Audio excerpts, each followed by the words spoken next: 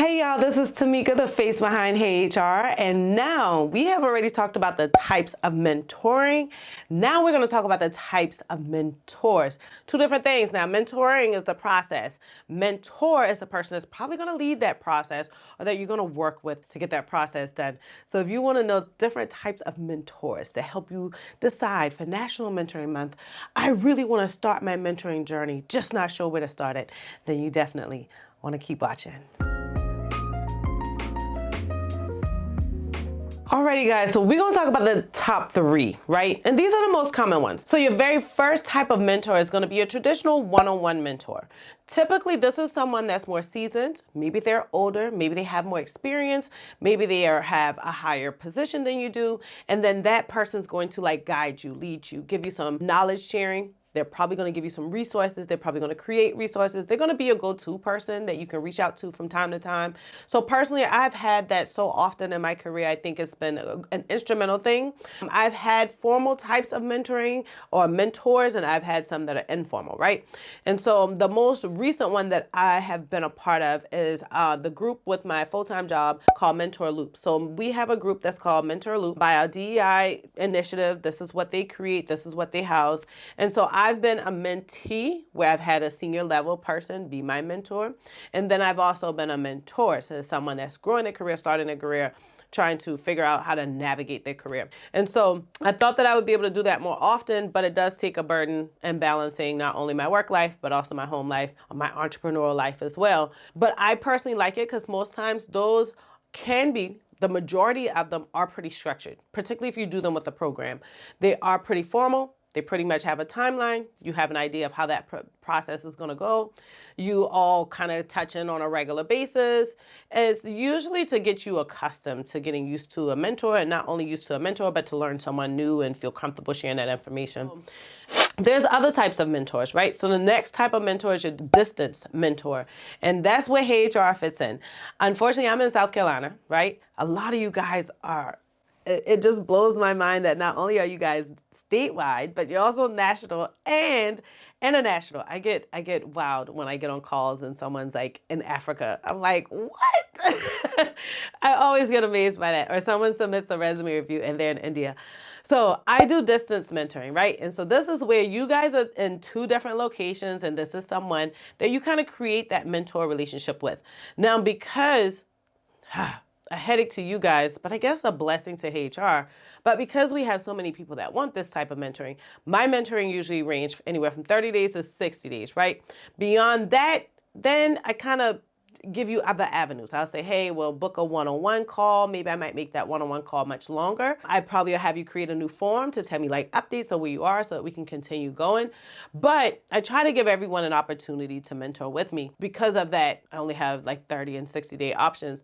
But they're in one location, I'm in another. We're primarily using Zoom to help us navigate that relationship. We're using emails.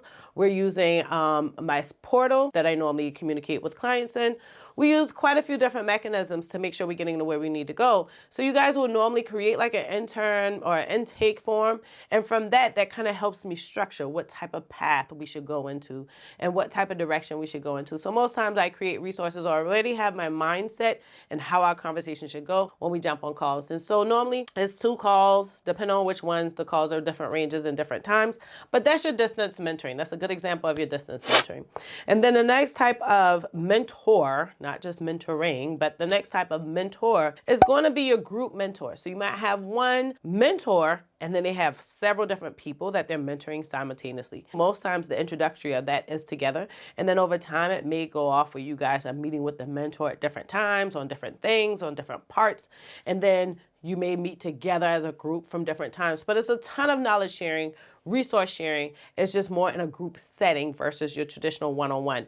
This can also happen in your distance learning, right? So I told you guys in the previous video that I did a small group that was called the focus group that I created from A lot of my mentees that already went through my program and they did really, really well. They were really high thinkers. They had really senior positions, or I could see that they're trajecting that way. I created a small focus group and we met together monthly for about 90 days, I believe.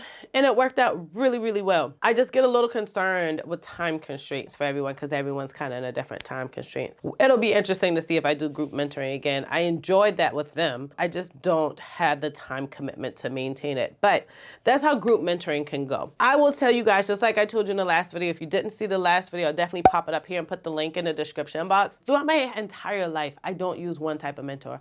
I've had a spiritual mentor. I've had finance mentors. I still use finance mentors. I still use spiritual mentors. Now, my finance mentors primarily like Dave Ramsey and Tiffany Aliche, and I just follow them on social media. I take notes. I pay attention when they go live. I listen to their podcasts. I read their books, and they mentor me into a good financial path, right? And it's really worked. It's really worked. I truly have tons of rags and riches stories, but that's the most powerful one I got. And then I also have a business mentor, and I have a couple business mentors. So I not only use an overall business mentor, but I also use a marketing mentor.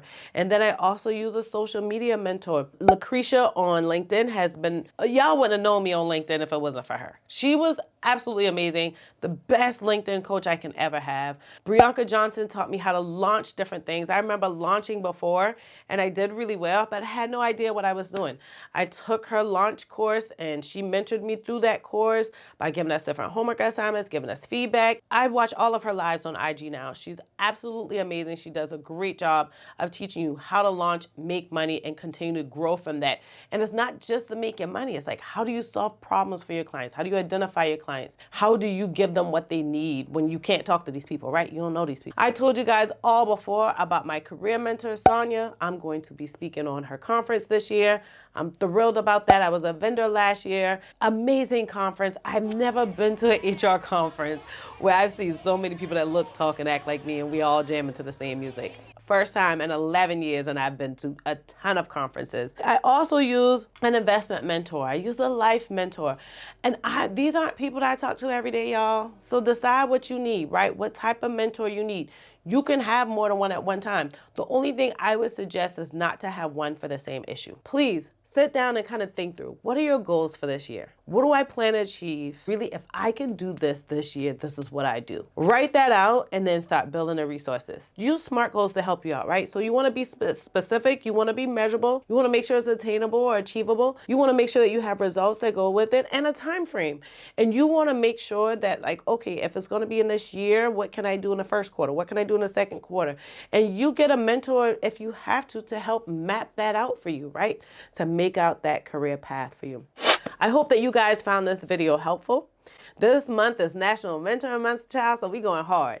So I already told you guys the different types of mentoring. I already told you about mentors. I already told you about the best way to start your HR career in 2024. But now we're going to move into more of a bit of a different series. So it's going to definitely be professional development. I'm going to just peep through my notes real quick because I wasn't even thinking to talk about this. But I'm going to tell you guys about professional development versus learning development and different opportunities that you can do for that. I'm going to talk to you about ways to improve your professional development. Maybe you already started some initiatives and you're like, so Tamika, should I just do that again? No, we're going to talk about some other ways you can do it. And then we're going to talk about performance improvement versus performance management. Now, I don't know if we're going to get to that for National Mentoring Month, but that is on my list. It sounds like I'll be jamming in a lot. But I'm going to also give you guys a bit of a series, and I think this series is going to head into February, honestly. This series is going to talk about alternative ways of learning HR. We all get concerned, like, how do you stay on top of the laws, Tamika? How do you know when to do this? How do we know when to audit? What type of audit should we do? Blah, blah, blah. I'm going to give y'all some alternative ways of learning. So I want you guys to do me a favor. If you want to know about this coming forward in the future, then you gotta hit subscribe and you gotta hit the bell. I'm just telling you, if you don't want to miss it, that's what you're gonna have to do, child. You're gonna have to hit subscribe. You're gonna have to hit the like button, because Tamika wants you to, but you're gonna have to hit the bell so you can get the alerts when the new video comes up. I put out a video every Tuesday. That's not changing. We've done that for the last 2 years now. We're gonna keep it on Tuesdays, roughly around 10 a.m. Eastern time. And I'm gonna tell you, just like I tell you every single time, I cannot wait to see you on the next video.